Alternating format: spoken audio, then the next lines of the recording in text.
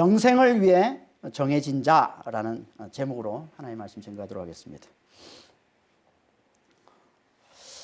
우리는 앞에서 바울과 바나바의 1차 선교 여행에서 소아시아 내륙의 이 중심 도시인 비시디아 안디옥의 유대인 회당에서 행했던 바울의 설교에 대해서 우리가 자세히 살펴봤습니다. 오늘은 그 설교를 들은 비시디아 안디옥 사람들의 반응이 어땠는지에 대해서 이제 함께 나눠보려고 합니다. 바울의 설교는요, 비시디아 안디옥 사람들에게 큰 반향을 불러일으켰습니다. 그래서 그 다음 안식일에 그 도시에 있는 거의 모든 사람들이 바울이 전하는 이 하나님의 말씀을 듣기 위해 모였다라고 말씀을 하고 있어요. 그게 14절 말씀이에요. 그 다음 안식일에는 온 시민이 거의 다 하나님의 말씀을 듣고자 하여 모이니. 좀 과장된 표현이겠죠. 그렇죠. 꽤 큰 도시인데 안디옥이 그 시민이 다 거의 다 모였다. 좀 과장된 표현이긴 하지만 이걸 통해서 이제 그만큼 많은 사람들이 바울이 전하는 하나님의 말씀을 들으러 모였음을 이제 강조하고 있는 겁니다.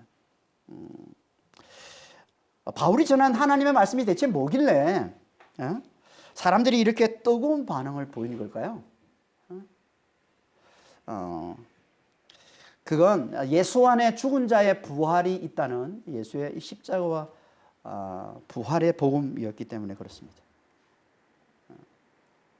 다윗이 씨려오신 예수께서 선지자의 예언대로 우리를 구원하시는 왕, 구주, 메시아로 오셔서 우리를 위해서 죽으시고 부활하심으로 그분을 힘입는 자는 누구라도 다 죄사함을 받아 그분과 똑같이 부활에 이르게 된다는 이 부활의 복음을 그들이 들었기 때문에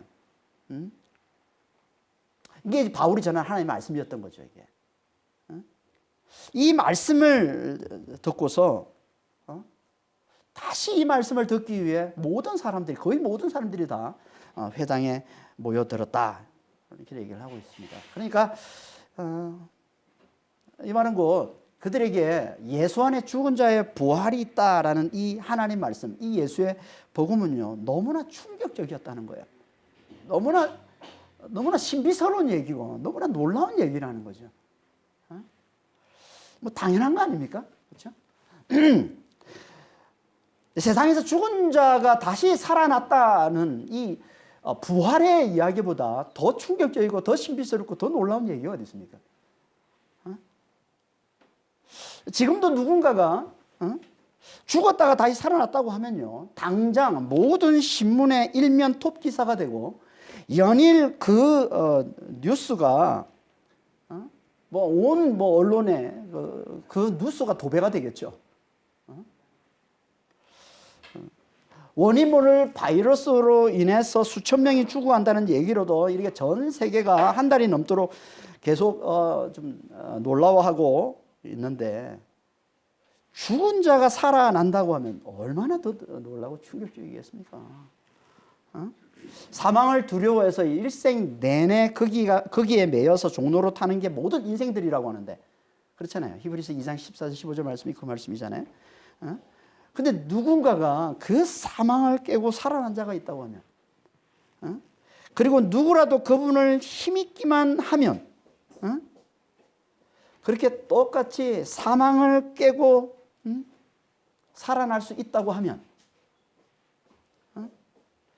얼마나 더 사람들이 더 놀라워하고 흥분하고 충격으로 받아들이겠습니까? 그러니까 죽은 자가 살아났다는 부활의 복음을 들으러 모든 사람들이 모여드는 건요 아주 지극히 정상적인 반응인 거예요. 그렇죠? 지금도 이 복음을 제대로 듣기만 하면요 사람들이 다 교회로 모여들 겁니다. 교회가 예수의 십자가와 부활의 복음을 제대로 들려주기만 한다면 바울이 전했던 것처럼 그렇게 예수의 부활을 제대로 잘 증거하기만 한다면 예수께서 확실히 죽은 자 가운데서 부활하셨고 그 예수를 힘입으면 그 예수를 믿으면 예수를 믿는 게 뭐라고 했습니까? 예수께서 내 모든 죄를 지고 십자가에 달려 죽으시고 다시 살아났다는 거예요. 다시 말해서 예수와 함께 내가 죽고 다시 살아났다는 거예요. 예수와 함께 내가 죽고 내 안에 다시 살아나신 그분이 내 안에 들어와 사시는 자로 내가 다시 살아났다는 것. 이걸 깨닫기만 하면 누구라도 다 예수님과 똑같이 그렇게 부활과 영생에 이를 수 있다고 제대로 전하고 제대로 가르치기만 한다면, 그래서 사람들이 이 복음을 제대로 듣기만 한다면 지금도 똑같이 교회에 사람들이 다 몰려들 겁니다. 그러니까 교회가 진짜 잘해야 될 게 이런 거예요. 이 예수의 십자가 부활의 복음을 잘 전하는 거예요. 예수를 힘입어 죄사함을 받고 영생과 부활을 살라라는 이 십자가 부활의 복음을 잘 전하고 잘 가르치는 거예요. 이게 진짜 교회가 해야 될 가장 중요한 일인 거예요.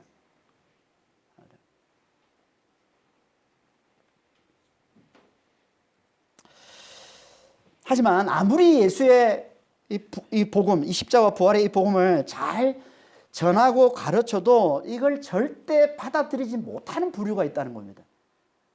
그걸 오늘 본문에서는 유대인이라고 얘기를 하는 거예요. 그래서 45절에 이렇게 말씀하고 있는 겁니다. 유대인들이 그 무리를 보고 시기가 가득하여 바울이 말한 것을 반박하고 비방하거늘.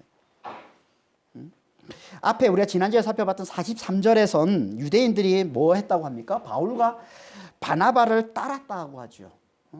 바울과 바나바가 전했던 그 복음이 좋아서 바울과 바나바를 따랐다 하고, 오늘 여기선 또 유대인들이 바울과 바나바를 시기하고 비방하고 대적했다라고 얘기를 하고 있습니다. 그러니까 여기서 말하는 이 유대인은요, 유대인 전부를 말하는 게 아니라 강경한 유대인, 다시 말해서 모세의 율법에 열심인 유대인을 말하는 겁니다. 그래서 바울과 바나바를 시기했다라고 하는 거예요. 시기. 이 시기라는 이 단어가 젤로스인데, 이 젤로스라는 이 단어의 뜻은요, 원래 열심입니다. 열심. 로마서 10장 2절 3절입니다. 그들이 하나님께 열심히 있으나, 그들이 하나님께 열심히 있으나 올바른 지식을 따른 것이 아니라 하나님의 의를 모르고 자기 의를 세우려고 힘써 하나님의 의에 복종하지 아니하였느니라. 여기 나오는 이 열심이라는 이 단어가 젤로스, 시기 같은 단어인 거예요. 그러니까 자기 의를 세우려고 힘써 하나님의 의에 복종하지 않는 이 열심. 이게 곧 뭐예요? 이게 자기 힘으로 율법을 잘 지켜서 자기를 자랑하려는 율법에 대한 열심인 거죠. 그리고 이 열심에 빠진 자는 하나님께서 예수를 보내셔서, 메시아를 보내셔서 그분이 우리를 위해 죽으시고 부활하심으로 우리를 구원하신다는 하나님의 이 은혜의 복음을 절대 받아들이려 하지 않는다는 거예요. 그러니까 율법에 사로잡혀 자기 자랑에 열심인 자는 절대 하나님의 의이신 예수만을 자랑하게 하는 이 예수의 복음을 받아들이지 못할 뿐만 아니라 그들이 미워하고 그들이 거부하고 그들이 거절하는 이 예수의 이 복음이 왕성해지는 걸 보면 시기심이 가득해져서 반드시 그 복음을 대적하고 공격하게 되어 있다는 겁니다. 이게 자기 의를 세우려는 율법에 대한 열심이라는 겁니다. 그러니까 자기 의, 자기 자랑의 열심인 자는요, 절대 하나님의 의, 하나님의 은혜만을 자랑하는 이 예수의 복음과 섞일 수가 없는 거예요. 지금도 마찬가지입니다. 여러분, 누가 가장 예수 믿기 힘든 사람인 줄 아십니까? 예수 제대로 믿기 힘든 사람 누군지 아세요? 그 사람은요, 자기 의를 세우는데 열심인 사람이에요. 늘 사람들로부터 인정받는 것에 열심인 사람이에요. 늘 사람들로부터 칭찬받는 것에 열심인 사람이에요. 늘 자기를 높이는 것에 열심인 사람이에요. 교회 안에 들어와서도 그러는 사람 있죠. 그런 사람은 아무리 교회 안에 들어와서 무슨 직분을 맡고 뭐 한다고 해도 그런 사람은 예수 믿기, 제대로 믿기 가장 힘든 사람인 거예요. 반대로 예수 잘 믿는 사람들의 가장 기본적인 특징이 여러분 뭔지 아십니까? 그건 자기를 잘 내려놓는 겁니다. 자기의 연약함을 잘 인정하는 겁니다. 자기의 부족함을 잘 인정하는 거예요. 이게 예수 잘 믿는 사람의 가장 기본적인 특징이에요. 우리는 자기를 잘 내려놓습니까? 자기의 연약함, 자기의 부족함을 잘 인정하는 자인가요? 이들만 예수를 잘 믿는다는 거예요. 예수를 잘 믿음으로 죄사함을 받아서 영생과 부활을 누리는 자가 된다는 겁니다. 그렇지 않으면요, 고집스럽게 자기 의만 세우려다가 결국 영원한 멸망으로 들어가고 만다는 거예요. 그래서 46절에 바울과 바나바가 이렇게 말씀하고 있는 겁니다. 바울과 바나바가 담대히 말하여 이르되 하나님의 말씀을 마땅히 먼저 너에게 전할 것이로되 너희가 그것을 버리고 영생을 얻기에 합당하지 않은 자로 자처하기로 우리가 이방인에게로 향하노라. 하나님의 말씀이 유대인들에게 먼저 전해지는 이게 하나님의 뜻이라는 겁니다. 이게 마땅한 거예요. 이게 하나님의 뜻이라는 거예요. 그래서 항상 먼저는 유대인에게요, 그리고 헬라인에게로다라고 말씀하고 있는 게 항상 성경에서. 로마서 1장 16절입니다. 복음은 모든 믿는 자에게 구원을 주시는 하나님의 능력이 됨이라 먼저는 유대인에게요, 그리고 헬라인에게로다. 항상 이렇게 순서가 정해져 있는 거. 먼저 유대인에게, 그리고 이제 헬라인에게. 그래서 이렇게 너희에게 먼저 복음을 전했다는 거예요. 지금 바울과 바나바가 하나님께서 이렇게 말씀하셨기 때문에 먼저 너희에게 와서 복음을 전했는데 너희가 그것을 버리기 때문에, 너희가 그걸 받아들이지 않고 그걸 거부하고 그걸 버리기 때문에, 다시 말해서 너희가 스스로를 영생에 합당치 않은 자로 판단하기 때문에, 자초하기 때문에, 너희가 스스로 나는 영생에 합당한 자가 아니야 라고 자초하고 있기 때문에 이제 우리는 이방인에게로 간다라고 얘기를 하고 있는 거예요. 본문에 하나님의 말씀이라는 단어가 참 많이 나오는데요, 여기서 말하는 하나님의 말씀은 다 바울이 전하는 예수의 십자가와 부활의 복음을 얘기하는 겁니다. 그러니까 이 예수의 복음을 받아들이지 않고 버리는 것, 그걸 거부하고 그걸 거절하는, 이걸 뭐라고 얘기합니까? 자기를 스스로 영생 받을 자격이 없는 자로 판단하는 거라는 거예요. 그러니까 복음을 받아들이지 않는 게 곧 뭐라는 겁니까? 영생 받을 자격이 없는 게 되는 거라는 거예요. 그러니까 이런 거예요. 우리가 영생을 받아들이지 못하는 이유는 하나라는 거예요. 영생을 받아 누리지는 못하는 이유, 내가 구원을 받지 못하는 이유는 하나라는 거예요. 뭐예요? 예수의 이 복음을 받아들이지 않는 거예요. 예수를 힘입지 않는 거예요. 예수를 믿지 않는 거예요. 그래서 우리는 영생을 받아 누리지를 못한다는 거예요. 그래서 우리는 결국 다 영원한 멸망으로 떨어지고 만다는 겁니다. 반대로 얘기하면 우리가 영생에 이르는 이유는 딱 한 가지예요. 우리가 구원을 받는 이유는 딱 한 가지라는 거예요. 뭐예요? 예수 힘입는 거예요. 예수 믿는 거예요. 그 이유 하나만으로 우리는 영생을 받아 누리는 자가 된다는 겁니다. 영생이 뭐예요? 영원한 생명이라는 말인데요. 영원한 생명. 이 말은요, 영원하신 하나님의 생명을 말하는 겁니다. 영생이라는 말은 영원하신 하나님의 생명. 우리가 생각하는 뭐 영원히 사는 것, 이게 아니라 영원하신 하나님의 생명을 말하는 거예요. 이 말은요, 이 땅에서 잠시 살다가 결국 사망에 의해서 삼킴을 당하고 마는 우리의 이 연약한 생명과 완전히 대조되는 생명을 말하는 거예요. 다시는 사망과 아픔과 고통과 슬픔을 당하지 않는, 영원토록 사망을 이기는 하나님의 충만한 생명, 이걸 영생이라고 그러는 겁니다.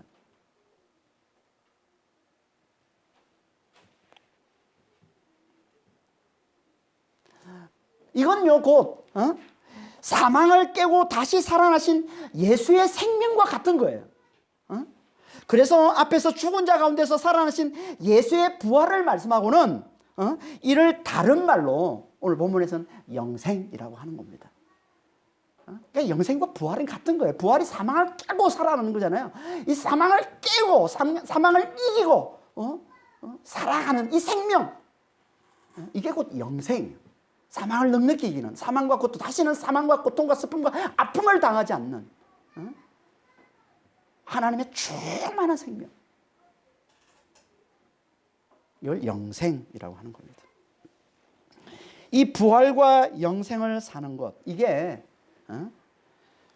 하나님께서 예수를 힘있는 자, 예수를 믿는 자에게 주시는 원이라는 거예요. 그러니까 예수의 복음을 잘 받아들이는 자, 그래서 예수를 힘있는 자, 그래서 예수를 믿는 자, 예수와 함께 내가 죽고 이제 내 안에 예수님이 사신 걸 알고 그 예수만을 굳게 붙드는 자, 이들만이 이 부활과 영생을 사는 자가 된다는 거예요. 이 땅에서 성령 안에서 부활의 이 자유와 이 기쁨을 맛보고 누리며 살다가 마침내 영원토록 이 부활과 영생의 이 생명을, 이 하나님의 이 생명을 충만하게 누리며 사는 자가 된다는 겁니다. 오직 예수의 복음을 잘 듣고 예수를 힘는 자가, 예수를 잘 믿는 자가. 이 복음을, 이 예수의 복음을 먼저 유대인에게 전하라 라고 하나님이 말씀하셔서 너에게 와서 전했는데 너희들이 받아들이질 않더라. 그래서 이제 우리가 이방인으로 간다.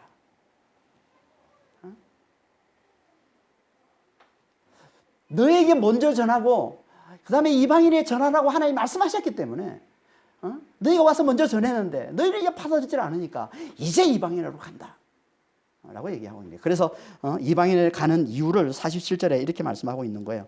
47절에 주께서 이같이 우리에게 명하시되 내가 너를 이방의 빛으로 삼아 너로 땅 끝까지 구원하게 하리라 하셨느니라. 이건 이제 이사야서 49장 6절 후반절에 나오는 말씀인데요. 이 말씀을 인용하고 있는 겁니다. 이사야서 49장 6절 이 말씀은 종의 노래 중에 세 번째 종의 노래에 해당되는 말씀입니다. 두 번째 종의 노래에 해당되는 말씀이죠.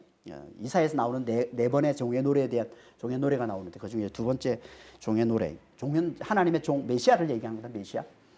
그러니까 이 말씀은 메시아에 대한 예언의 말씀인 거예요. 원래 이 말씀은. 그러니까 땅 끝까지 메시아를 통한 구원의 복음을 전해서 온 열방이 메시아를 믿음으로 구원에 이르게 하리라라는 말씀이 이 이사야서 49장 6절 후반절에 나오는 이 말씀이란 말이에요. 이 메시아가 누굽니까? 당연히 예수님이죠. 그래서 사도행전 1장 8절에 이렇게 말씀하고 있는 거예요. 성령이 임하시면 너희가 권능을 받고 예루살렘과 온 유대와 사마리아 땅 끝까지 이르러 내 증인이 되리라. 그러니까 이 말씀은 온 열방에 예수의 복음이 전파될 걸 말씀하고 있는 거예요. 예수의 복음이. 하나님께서 이렇게 말씀하셨기 때문에 예루살렘에서 시작해서 온 유대와 사마리아 땅 끝까지 이르러 예수의 복음을 전하라고 말씀을 하셨기 때문에, 그리고 내가 너희에게 먼저 와서 복음을 전했는데 너희들이 그걸 거부하고 받아들이지는 않으니까 이제 우리는 이방인으로 간다. 이제 그들에게로, 이방인으로 가서 그들에게 이 복음을 전해서 그들을 구원에 이르게 하겠다. 하나님의 말씀대로 이제 하나님께서 그들을 구원하게 되실 거야 라고 말씀하고 있는 거예요. 당연히 이 말씀은 이방인들이 들을 때 어떻겠어요? 너무 좋겠죠, 이 말씀이. 그래서 이방인들이 이 말씀을 듣고는 기뻐하며 하나님의 말씀을 찬송했다라고 하는 거예요. 48절에. 이방인들이 듣고 기뻐하여 하나님의 말씀을 찬송하며 영생을 주시기로 작정된 자는 다 믿더라. 하나님께서 이방인들을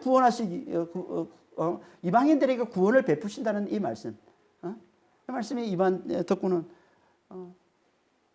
기뻤다는 거예요. 그리고 하나님을 그리고 그 말씀을 찬송했다는 거예요. 찬송하다는 단어가 독사조인데, 이 독사조라는 말은 영광을 돌리다, 영화롭게 하다는 말이에요. 성경에서는 주로 이 단어는 하나님께 쓰는 단어입니다. 하나님께 영광을 돌리다 라는 단어로, 의미로 주로 쓰는 단어인데, 여기서만 유독 하나님의 말씀에 영광을 돌리더라고 말씀하고 있는 거예요.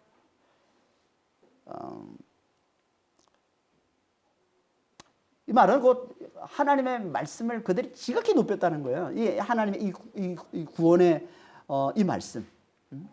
하나님께서 땅끝까지 이방인들에게 복음을 전해서 그들을 구원하실 거다라고 말씀하고 있는 이 말씀을 그들이 지극히 높였다는 거예요. 다시 말해서 그 말씀에 그들이 사로잡혔다는 거예요. 그 말씀에 압도됐다는 거예요. 그 말씀이 너무 너무 기뻐했다는 얘기예요. 그 말씀을. 이게 말씀의 영광을 돌리다라는 말씀이에요. 그리고 그들 중에 그 말씀에 압도되어서 그 말씀을 잘 듣는 자들이 있었고 그들은 예수를 믿고 영생에 이르더라 하는 말씀이에요. 이들이 누구라고 합니까? 영생을 주시기로 작정된 자. 영생을 주시기로 작정된 자. 원래 누가 믿습니까? 로마서 10장 17절에 보면은 뭐라고 얘기합니까? 믿음은 들음에서 나고 들음은 그리스도의 말씀으로 말미암는다고 그러죠. 믿음은 들음에서 나는 겁니다. 그러니까 듣는 자가 믿는 거예요. 그러니까 하나님의 말씀, 이 구원의 복음, 예수의 이 십자가 부활의 복음, 이걸 듣고서 이게 압도되어서 이 말씀에 압도되어서 이거 너무 기뻐해서 이 말씀을 잘 듣는 자들이 믿는 거예요. 이 잘 듣는 이들을 다른 말로 뭐라고 그러냐면 영생을 주시기로 작정된 자라고 하는 거예요. 말씀에 압도돼서 구원의 복음, 예수의 복음에 압도되어서 그 말씀을 잘 듣는 자. 이걸 다른 말로 영생을 주시기로 작정된 자라고 한다는 거예요. 여기 영생을 주시기로 작정된 자라는 이 말은요. 직역을 하면 영생을 위해 정해진 자 이런 말이에요. 영생을 위해 정해진 자. 영생을 위해 정해진 자가 있어요. 하나님이 영생을 위해 미리 정해 놓으신 자가 있다는 거예요. 그들은 다 예수를 믿고 영생에 이르더라는 겁니다. 이게 뭐예요? 이게 예정이잖아요. 예정을 말씀하고 있는 거예요. 지금 하나님의 예정.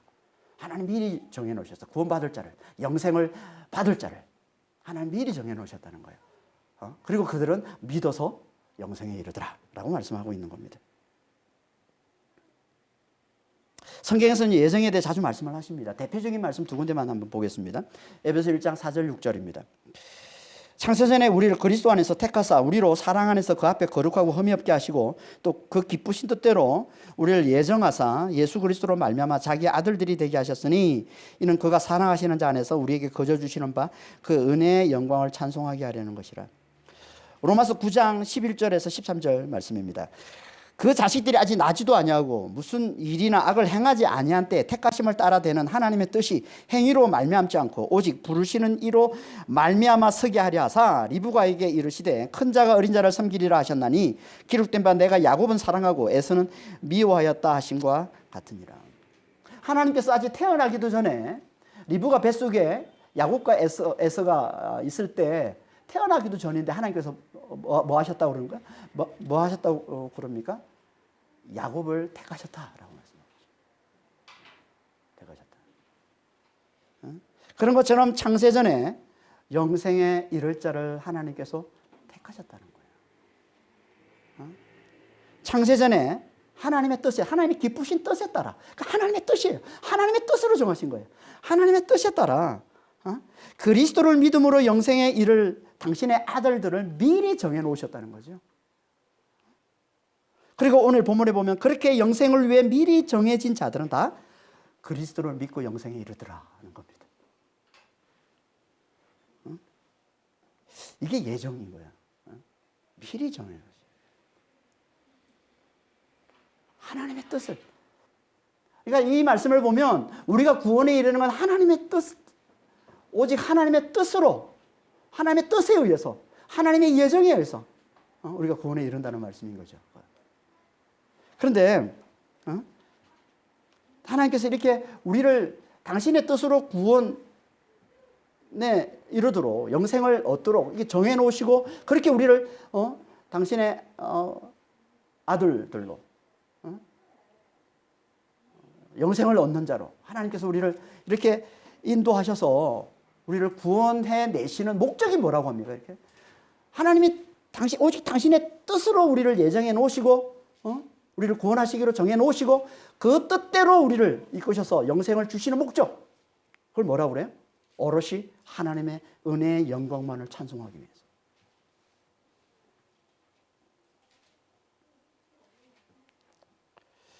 그러니까 하나님께서 예정을 말씀하시는 건요. 성경에서 아주 이제 예정에 대해서 말씀하고 있는데, 예정을 말씀하시는 건 하나님의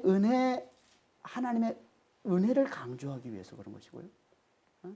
그래서 오롯이 하나님의 은혜만을 찬송토록 하기 위해서 그런 겁니다.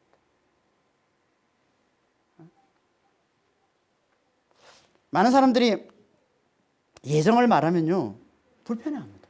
하나님의 예정? 그럼 인간의 의지는 뭐야? 불편해합니다. 옛날부터 그랬어요, 옛날부터. 그래서 사람들이 주장한 게 뭐냐면, 구원은 하나님의 예정으로만 된 게 아니고, 하나님의 뜻으로만 된 게 아니고, 하나님의 예정과 인간의 의지가 합력해서 되는 게 구원이야. 라고 주장하는 사람들이 등장을 한 거죠. 그들을 이제 뭐라고 그러냐면, 우리 신학에서는 그들을 알미니안주의라고 얘기합니다. 알미니안주의. 최초로 이제 알미니안, 이 네덜란드 신학자인데, 이 알미니안이라는 사람이 이걸 최초로 주장했기 때문에 하나님의 뜻으로만 구원받는 게 아니다. 우리 인간이 합력을 해야, 협력을 해줘야, 합력설, 신인 합력설을 주장하게 된 거죠. 이건 오직 하나님의 뜻, 하나님의 예정으로만 구원에 이른다는 이 어거스틴과 이 루터와 이 칼빈으로 이어지는 이 종교 개혁자들의 주장과는 이 대척점이 있는 거죠. 그래서 중세 이후로 지금까지 이 교회, 이 신학은 항상 이렇게 양분되어 온 거예요. 이 두 주장이 항상 갈등을 겪어온 겁니다. 지금까지도 마찬가지입니다. 그래서 지금도 장로교와 감리교로 나눠져서 장로교는 하나님의 예정으로 우리가 구원에 이른다고 얘기하고 있는 것이고, 감리교는 아니다, 하나님의 예정과 인간의 의지가 합력해서 구원에 이른다라고 얘기를 하고 있는 거예요. 지금. 물론 지금 감리교는 이제 복음 안에서 이제 그걸 주장하고 있지만, 어쨌든 그 뿌리는 여전히 아직 알미니안의 이 주장 에서 계속 이어져 오고 있는 겁니다. 우리는 어거스틴과 루터와 칼빈의 이 종교 개혁자들의 후예들이죠. 그래서 우리는 예정을 믿고 있습니다. 왜 우리가 예정을 믿습니까? 성경에서 분명하게 예정을 말씀하고 있기 때문에 그런 거예요.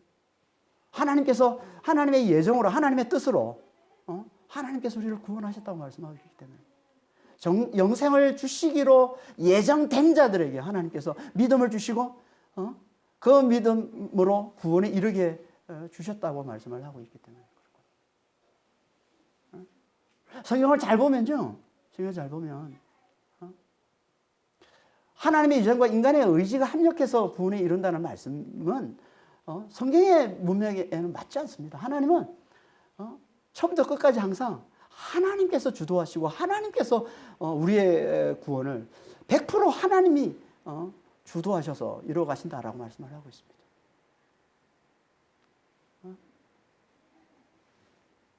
그러니까 하나님의 예정 안에, 하나님의 뜻 안에 우리의 의지가 있는 것이지, 우리의 의지와 하나님의 뜻이 뭐 이렇게 대등한 위치에서 같이 가는 게 아니라는 거예요. 그러니까 구원하시기로 예정된 자는 하나님께서 믿게 하시고, 다 믿게 하시고, 오늘 본문에 말씀하신 것처럼 다 믿게 하시고, 그리고 믿음 안에 들어온 자들은 하나님께서 어떻게 영생으로 이끄십니까? 그들을 그 안에서 하나님이 행하셔서 하나님의 기쁘신 뜻을 위해 생각하고 행하도록 하나님이 그렇게 행하셔서 우리를 영생으로 이끄신다는 거예요. 그게 빌립보서 2장 13절 말씀이에요. 빌립보서 2장 13절에 이렇게 되어 있습니다. 너희 안에서 행하시는 이는 하나님이시니 자기의 기쁘신 뜻을 위해서 너에게 소원을 두고 행하게 하시나니.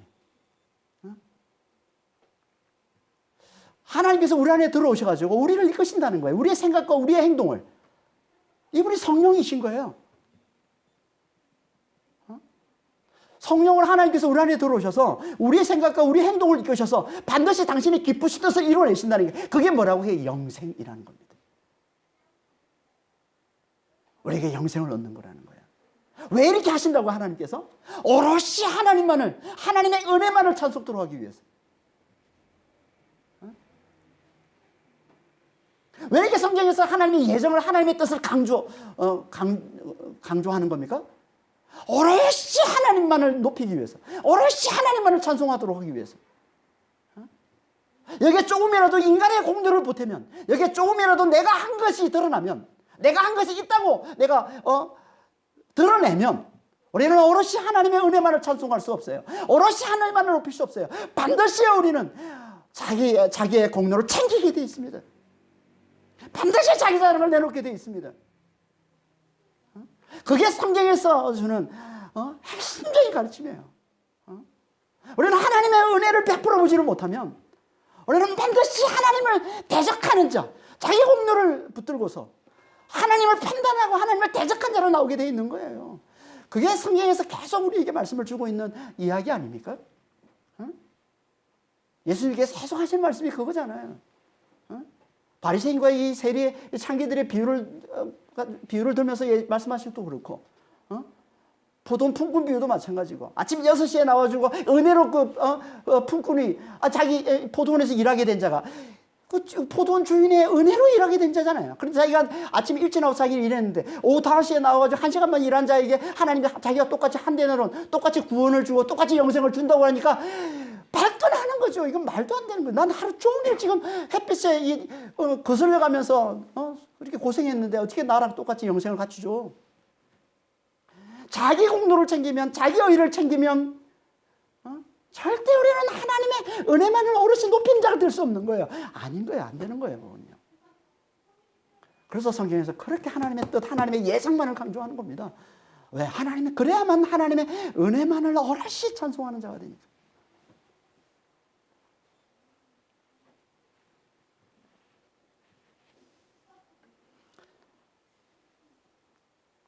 이렇게 하나님의 은혜만을 오롯이 찬송하는 자로 우리를 만들어내시기 위해서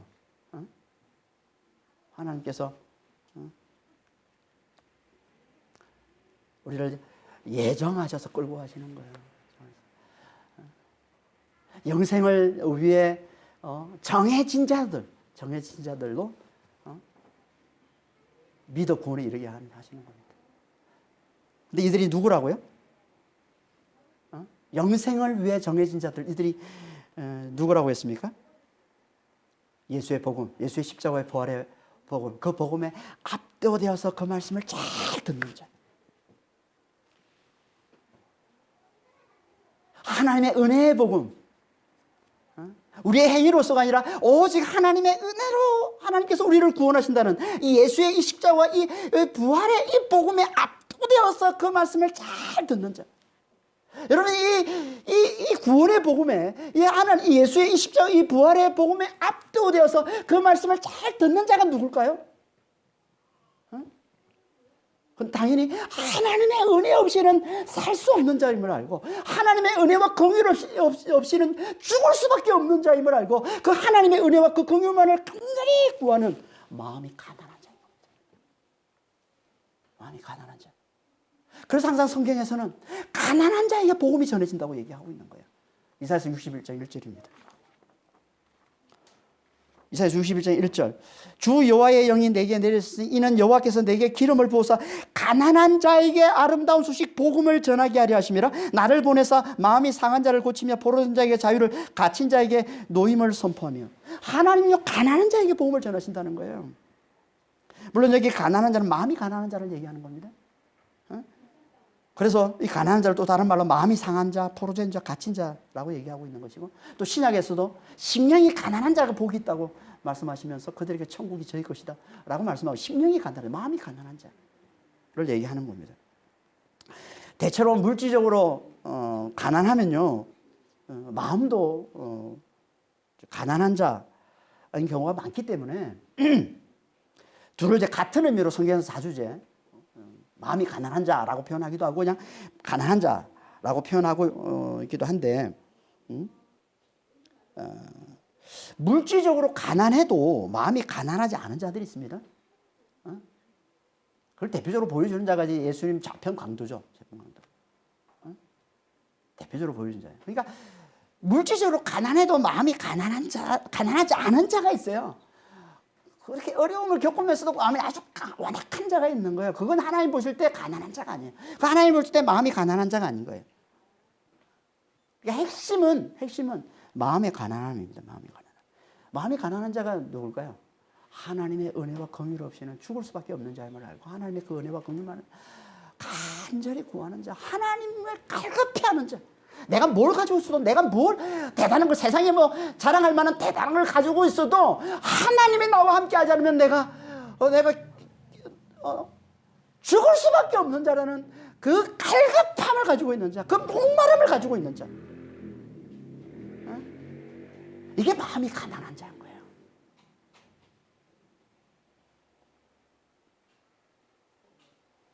이들에게 전하라고 주신 게 뭐라고요? 복음, 예수의 복음이라는 거예요. 이 말은 곧 무슨 말이겠어요? 이들만 예수의 복음을 알아듣는다는 거예요. 이들만 예수의 복음을 받아들인다는 거예요. 이들에게만 예수의 복음이 제대로 들린다는 거예요. 마음이 가난한 자들만, 하나님의 은혜와 긍휼 없이는 죽을 수밖에 없고, 그래서 그 하나님의 은혜와 긍휼만을 간절히 구하는 자, 하나님을 갈급히 하는 자, 하나님에서 목마른 자들만 이 예수의 복음이, 이 구원의 복음이, 이 십자가의 부활의 복음이 들려온다는 겁니다. 그래서 그들만이 그 복음에 압도되어서 그 말씀을 잘 듣는 자가 되는 것이고, 그런 자들을 하나님께서 뭐라고 여기신다고요? 영생을 위해 정해진 자들로 하나님 여기시고, 그들은 반드시 하나님이 구원을 주신다는 거예요. 그들은 반드시 하나님께서 영생을 주신다는 겁니다.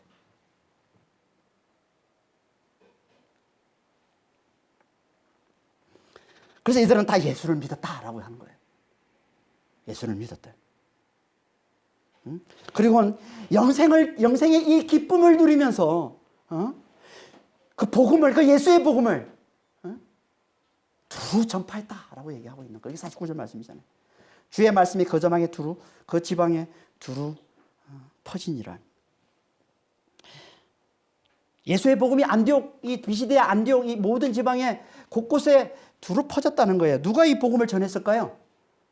당연히 영생을 위해 정해진 자들, 그 말씀을 듣고 그 말씀에 압도되어서 그 말씀을 잘 듣고, 그래서 예수를 믿고, 그래서 성령을 받아서 성령 안에서 충만하게 기쁨을 누리는 자, 이들이 나가서 이웃들에게 복음을 전했다는 얘기예요. 그래서 곳곳에, 안디옥 지방 곳곳에 이 복음이, 예수의 복음이 전파되었다라고 말씀을 하고 있는 겁니다. 그러니까 예수의 복음을 듣고 믿는 자들은 다 성령의 기쁨으로 충만했다는 거예요. 그래서 42절에, 52절에 보면 제 아들은 기쁨과 성령이 충만하더라라고 말씀하고 있어요. 예수 믿는 자들, 복음을 받아들이는 자들은 이렇게 성령 안에서 기쁨이 충만해서 그 복음을 담대히 전하는 삶을 사는데, 반대로 율법에 사로잡혀 있던 유대인들은요, 아니었던 겁니다. 그들은 오히려 시기가 더 가득해져서 그들에 대한, 이 바울과 바나바에 대한 분노심이 더 커졌다라고 얘기하고 있는 거예요. 그게 50절 말씀이에요. 이에 유대인들이 경건한 기부인들과 그 신의 유력자들을 선동하여 바울과 바나바를 박해하게 하여 그 지역에서 쫓아내니.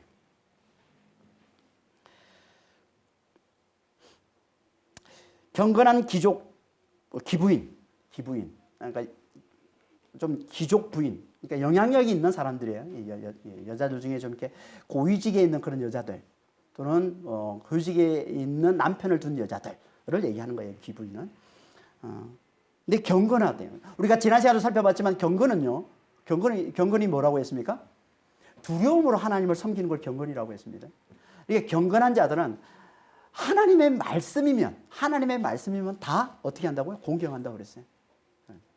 그래서 바울이 전하는 복음도, 그들은 경건한 사람들은 바울이 전하는 그 복음도 하나님의 말씀으로 여기고 바울을 따랐던 것이고, 오늘 여기서 이 경건한 귀족 부인은 유대인들이 모세의 율법을 들이대면서, 모세의 율법, 이게 하나님의 말씀으로 여기니까 그들은 이 모세의 율법에 이 하나님의 말씀을 들이대면서 바울과 바나바는 분명히 이 모세의 율법을 반하는, 이 율법에 반하는 거짓된 자들이다, 거짓된 자들이라고 선동을 했고, 거기에 넘어갔다는 거예요. 이 경건한 기부인들이.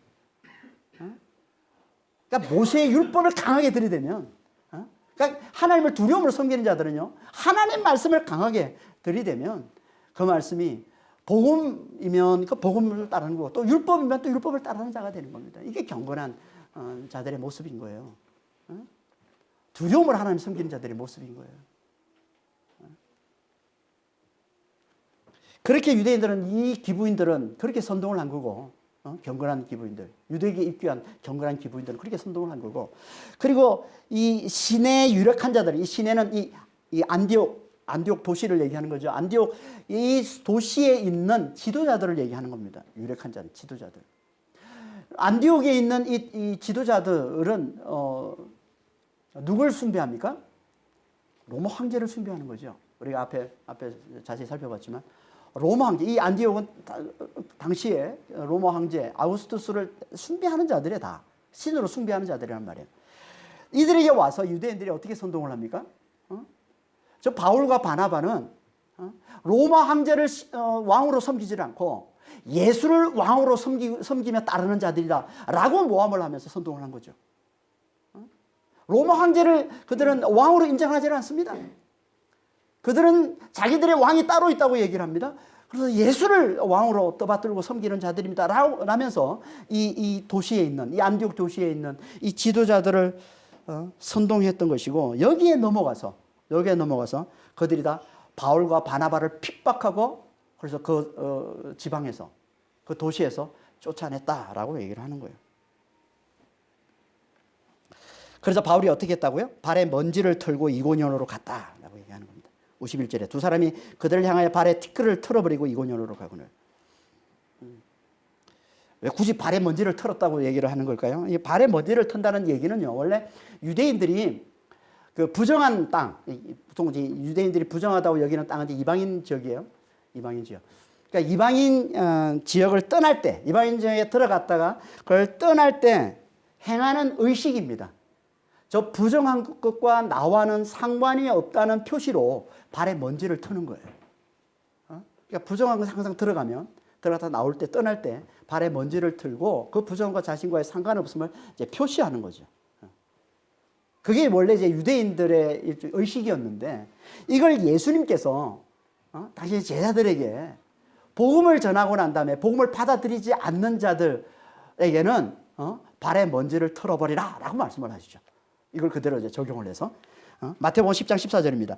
누구든지 너희를 영접하지도 아니하고 너희 말을 듣지도 아니하거든 그 집이나 성에 나가 너희 발에 먼지를 털어버리라.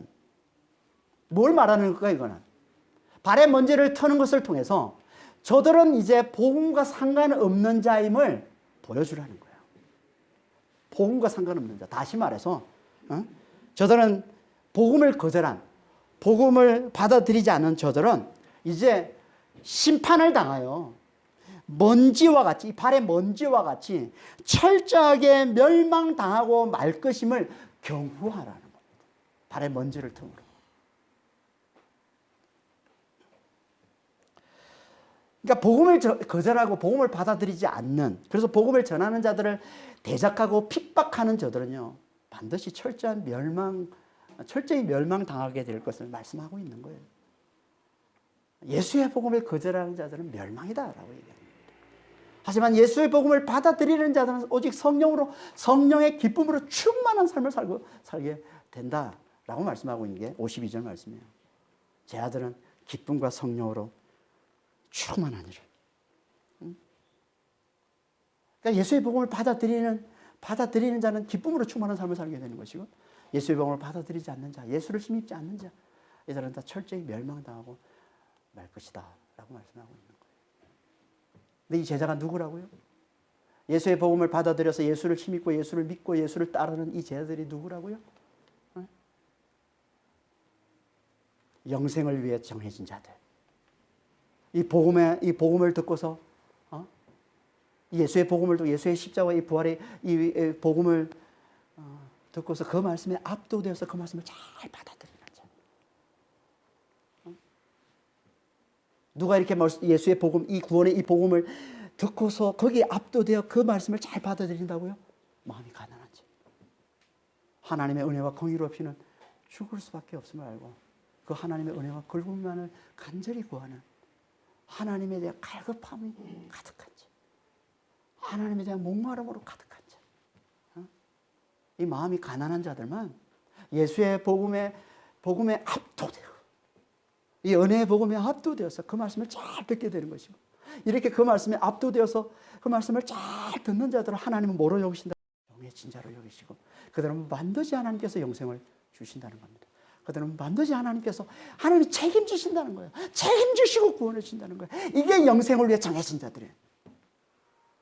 한마디로 하나님이 책임지신다는 거예요. 저들의 영생은, 저들의 구원은. 이것만큼 확실한 게 있습니까? 우리의 구원을 하나님이 책임지시는 거예요. 하나님께서 우리의 영생을 책임지시는 거예요.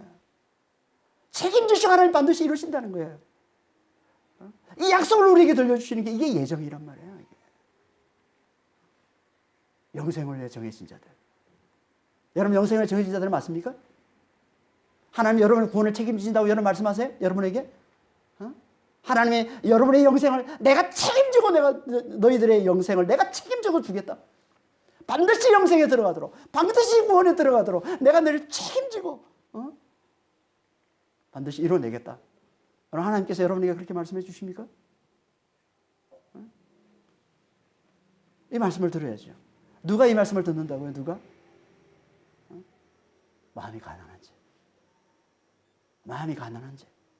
하나님의 은혜와 하나님의 긍휼 없이는 살 수 없는 자임을 알고 하나님만을 굳게 의지하는, 하나님의 은혜만을 간절히 구하는, 하나님의 긍휼만을 간절히 구하는, 매일 하나님의 긍휼을 구하며 사는, 한순간도 하나님의 긍휼 없이는, 하나님의 은혜 없이는 내가 제대로 살 수 없음을 알고 매일같이 하나님의 긍휼을 간절히 구하는 자들, 그들에게 이 은혜의 복음이, 이 십자가의 이 부활의 복음은요, 놀라운 영광이 되는 거예요. 이 복음이 들려오면 그게 압도당하는 거예요. 그리스도께서 나를 위해서 죽으셨다는, 내 모든 죄를 짊어지고 죽으셨다는, 그리스도 함께 내가 죽고 이제 내 안에 그리스도가 사신다는, 내가 그리스도 함께 살아났다는, 살아나신 그분이, 부활하신 그분이 내 안에 사시는 자로 내가 다시 사는 자가 됐다는, 이 부활의 복음이, 이 십자가의 이 부활의 복음이 놀라운 영광으로 받았는 겁니다. 그래서 이 복음을 잘 듣게 되는 거예요. 여러분 지금 십자가의 부활의 복음이 어떻게 들리세요? 여기에 압도당하십니까? 여러분 이 복음에? 십자가 부활의 복음에? 예수님께서 우리를 왜 죽으시고 다시 살아나셨다는 이 부활의 복음에?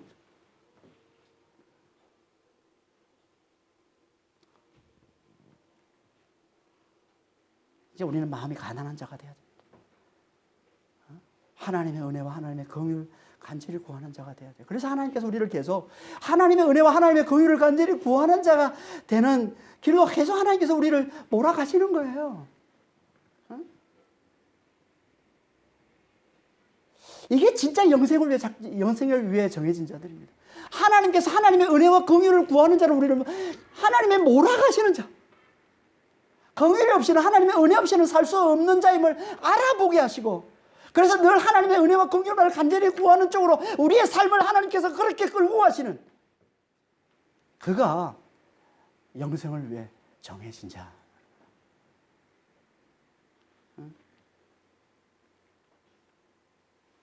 그러니까 여러분 삶 가운데 진짜 하나님의 은혜와 긍휼을 간절히 구하고 있다면 여러분이 바로 영생을 위해 정해진 자들인 겁니다. 하나님께서 반드시 여러분의 영생을 책임지신다는 거예요. 하나님 반드시 여러분의 구원을 책임진다는 거예요. 반드시 여러분을 영생에 이르게 해주신다는, 구원에 이르게 해주신다는 겁니다.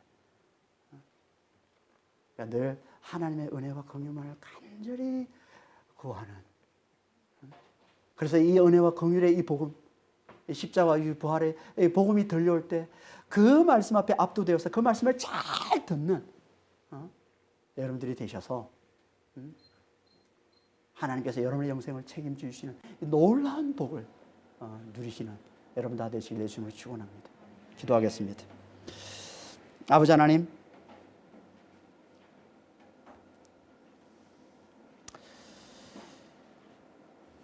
하나님께서 마음이 가난한 자, 하나님의 은혜와 긍휼이 없이는 살 수 없는 자임을 알아보는 자.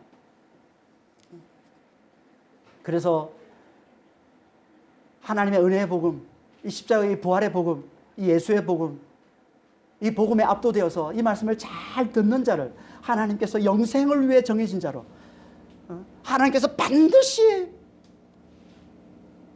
영생을 책임지고 영생을 주실 자로, 책임지시고 구원에 이르게 할 자로 하나님께서 그렇게 정하시고, 그래서 믿음으로, 그래서 성령으로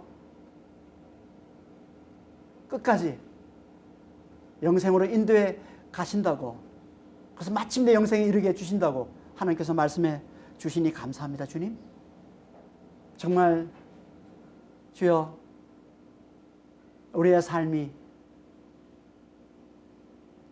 영생을 위해 정해진 아버지 하나님, 축복된 삶이 될 수 있도록 좀 저희들을 축복하여 주시옵소서. 이를 위해서 아버지 하나님, 더욱더 우리의 마음이 겸손하기를 원합니다. 더욱더 우리의 마음이 낮아지기를 원합니다. 더욱더 우리의 마음이 가난해지기를 원합니다. 하나님의 은혜와 긍휼 없이는 살 수 없는 자임을 잘 알아보고 주님, 하나님의 은혜와 긍휼만을 간절히 구하는 자가 되기를 원합니다. 하나님에 대해 갈급한 자가 되기를 원합니다. 하나님에 대해 목마른 자가 되기를 원합니다. 주님, 그래서 이 복음이, 예수의 복음이, 십자가 부활의 복음이 들려올 때 거기에 압도되는 자가 되기를 원합니다. 그래서 이 말씀을 잘 듣는 자가 되기를 원합니다.